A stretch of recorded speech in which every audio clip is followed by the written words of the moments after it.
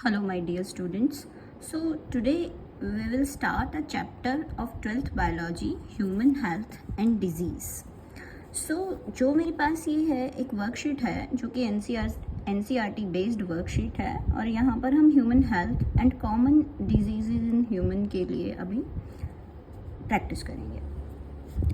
So, the first topic is human health and common diseases in human. The first statement is the state of physical, mental and social well-being is called कि जिस state में हम physically, mentally और socially ठीक हैं उसे हम क्या बोलते हैं, उसे हम हेल्थ बोलते हैं. ये एनसीईआरटी अपने पहले पैराग्राफ में मेंशन करती है कि हेल्थ क्या है. Next, how many factors in the given list are necessary for achieving good health. अगर हमें गुड हेल्थ चाहिए तो इनमें से जो नीचे गिवन है इनमें से हमें कौन से जो फैक्टर्स हैं वो फैक्टर हमारे लिए ज़रूरी हैं. Yoga, drugs, balance diet, vaccination, alcohol, hygienic food, water. तो इसमें से हमें योगा चाहिए, हमें बैलेंस्ड डाइट चाहिए, हमें वैक्सीनेशन कराना चाहिए प्रॉपर, हमें hygienic food, hygienic water use करना चाहिए so that we will remain healthy.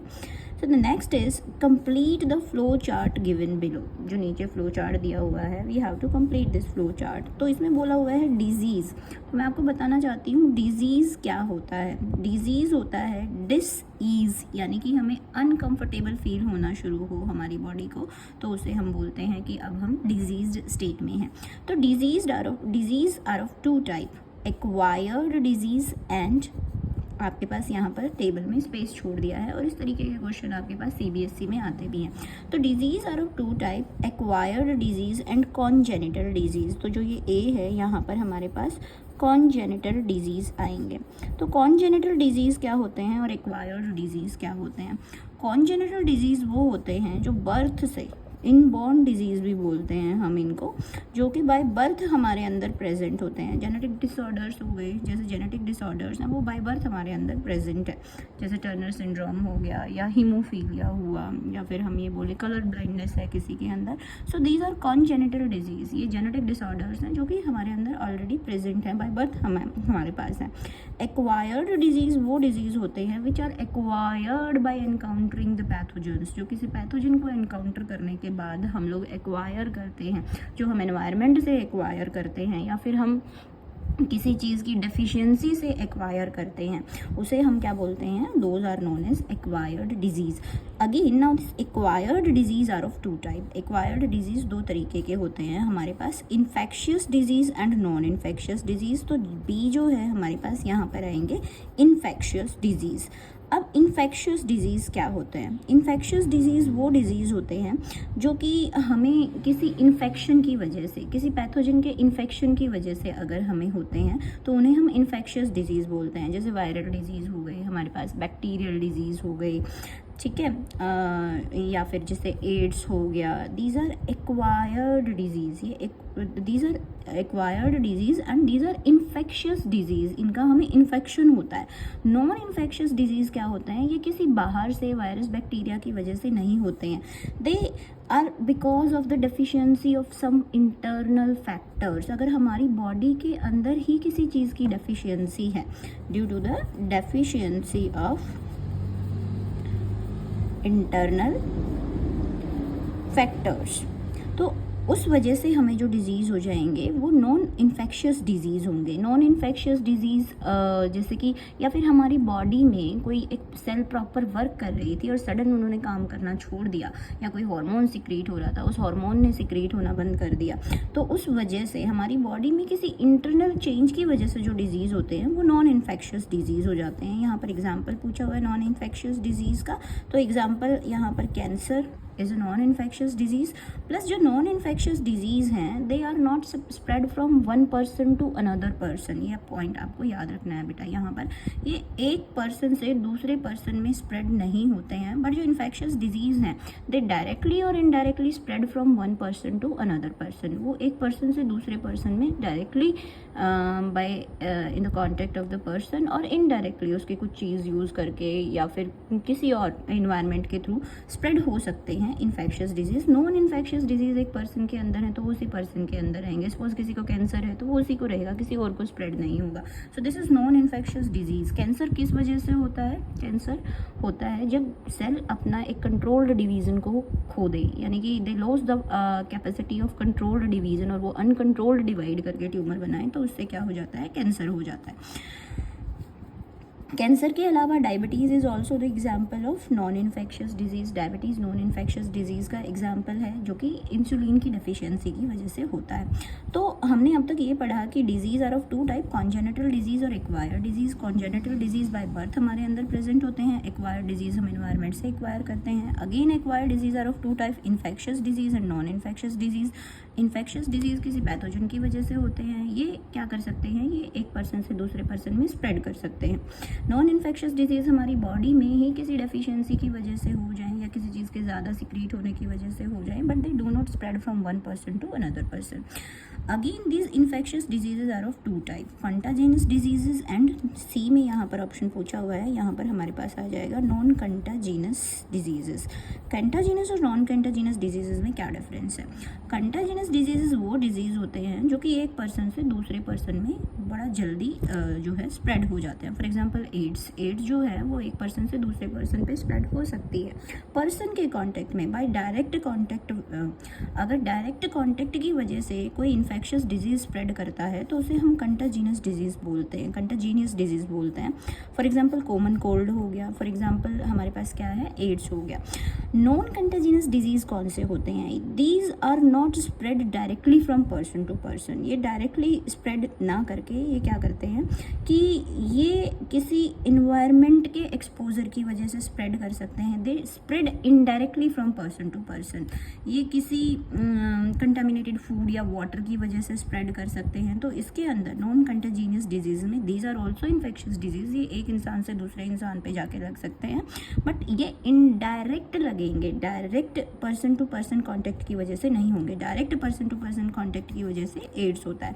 और जो नॉन कंटाजीनियस डिजीजेज होते हैं जो कि इनडायरेक्ट, लाइक टेटनस हो गया। टेटनस क्या है? सॉइल की वजह से हो सकता है, इन्वायरमेंटल एक्सपोजर, यानी कि सॉइल में अगर टेटनस का बैक्टीरिया है तो उस वजह से वो हो सकता है, वो एक पर्सन से दूसरे पर्सन में ना जाके वो सॉइल से किसी पर्सन को हो सकता है। कंटामिनेटेड फूड, किसी ने कंटामिनेटेड फूड ले लिया तो वो एक पर्सन से दूसरे पर्सन के डायरेक्ट कांटेक्ट की वजह से नहीं हुआ है, वो कंटामिनेटेड फूड लेने की वजह से हुआ है। तो ये क्या हो गए हमारे नॉन इन्फेक्शियस, ये क्या हो गए हमारे इन्फेक्शियस डिजीज़, बट ये कौन से हैं? हमारे नॉन कंटाजिनस डिजीज़ हो गए। फॉर एग्जाम्पल बैक्टीरियल डिजीज़ हो गए, फंगल डिजीज़ हो गए। तो ये आई होप ये टेबल आप लोगों को क्लियर है। नेक्स्ट है हमारे पास the recent pandemic caused due to कोविड-19। जो कोविड-19 हुआ था, वो ये जो रिसेंट पैंडमिक थी, किसका एग्जाम्पल है? किस तरीके के डिजीज़ का एग्जाम्पल है? This is the example of infectious disease.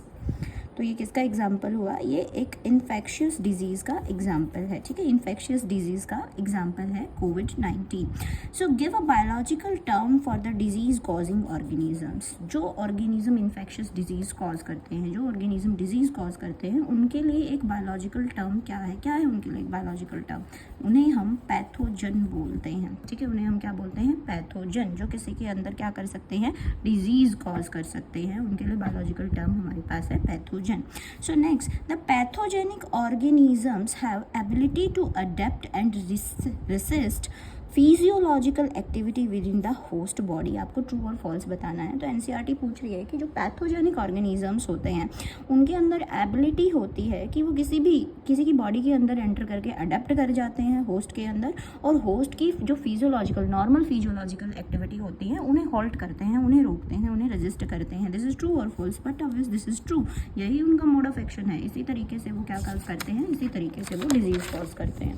So next अब हम जो डिस्कस कर रहे हैं वो है हमारे पास टाइफाइड के बारे में। नेक्स्ट जो एक डिजीज़ दिया हुआ है एनसीईआरटी के अंदर वो टाइफाइड दिया हुआ है, एंड टाइफाइड जो है वो एक बैक्टीरियल डिजीज़ है।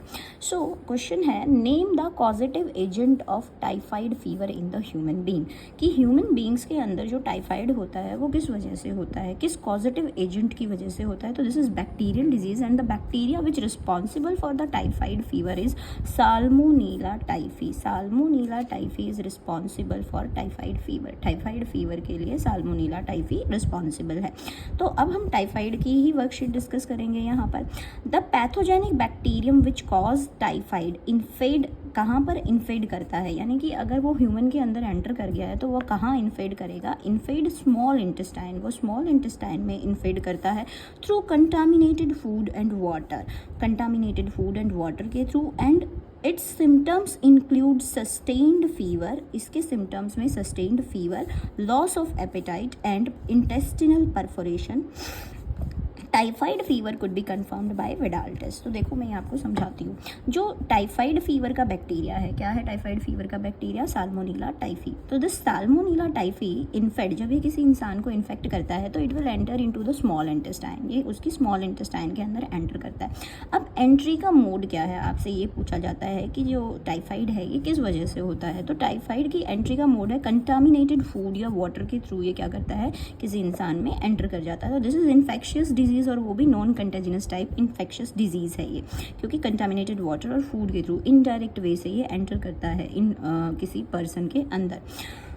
नाउ इसके सिम्टम्स क्या होंगे, आपको ना सिम्टम्स बड़े अच्छे से याद करना है कि निमोनिया का सिम्टम क्या है, या टाइफाइड का सिम्टम क्या है, या मलेरिया का सिम्टम क्या है। देखो एक बार हम डिस्कस करते हैं कि टाइफाइड, मलेरिया एंड निमोनिया तीनों के तीनों डिजीज़ के अंदर क्या होता है, तीनों के तीनों डिजीज़ के अंदर ही फीवर होता है। लेकिन आप कैसे पहचानोगे कि ये टाइफाइड है, ये मलेरिया है, या फिर ये निमोनिया है। बट ऑब्वियस हम टेस्ट तो करवाएंगे, बट वैसे सिम्टम्स इनके थोड़े बहुत अलग होंगे। तो कैसे होंगे, जब किसी इंसान के अंदर सस्टेन्ड फीवर रहे, लगातार फीवर उसको आए, सस्टेन्ड हाई फीवर रहे, तो उसे क्या होगा, उसको टाइफाइड होगा। क्या होगा, उसको टाइफाइड होगा। एंड टाइफाइड का डिजीज कॉजिंग जो बैक्टीरिया, टाइफाइड कॉजिंग बैक्टीरिया है, उसका नाम है साल्मोनेला टाइफी। अगर किसी को ठंड लगने के साथ फीवर आए और वो ऑल्टरनेटिवली फीवर आए तो उसे मलेरिया होगा, ठीक है। और अगर किसी को फीवर रहे और फीवर के साथ उसे कफ हो, फीवर के साथ उसको क्या हो, कफ हो, तो उसे क्या होने के चांस हैं, उसको निमोनिया हो सकता है। तो इस तरीके के क्वेश्चन आपसे पूछ लिए जाते हैं कि ये 3 डिजीज़ हैं और इस किसी को सस्टेन्ड फीवर आ रहा है तो उसको कौन सा डिजीज़ होगा। तो जिसको सस्टेन्ड फीवर रहेगा, सस्टेन्ड हाई फीवर रहेगा, वहाँ पर टाइफाइड होने की पॉसिबिलिटी है।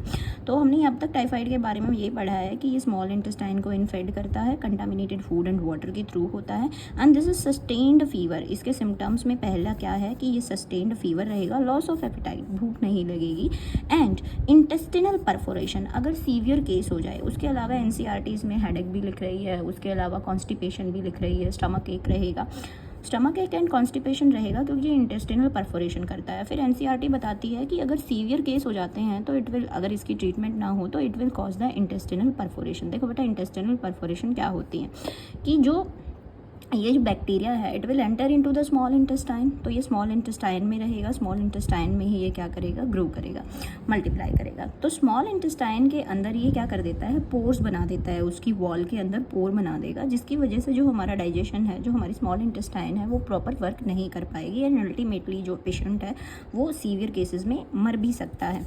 तो ये इंटेस्टिनल परफोरेशन यानी कि इंटेस्टाइन के अंदर पोर बना देता है और फिर जो इन्फेक्टेड पर्सन है उसको डिजीज़ कॉज करता है। टाइफाइड फीवर को कंफर्म करने के लिए हमारे पास विडाल टेस्ट है। अब इसके लिए एक और जो है स्टोरी है एनसीईआरटी में, मैरी मैलन के बारे में स्टोरी है।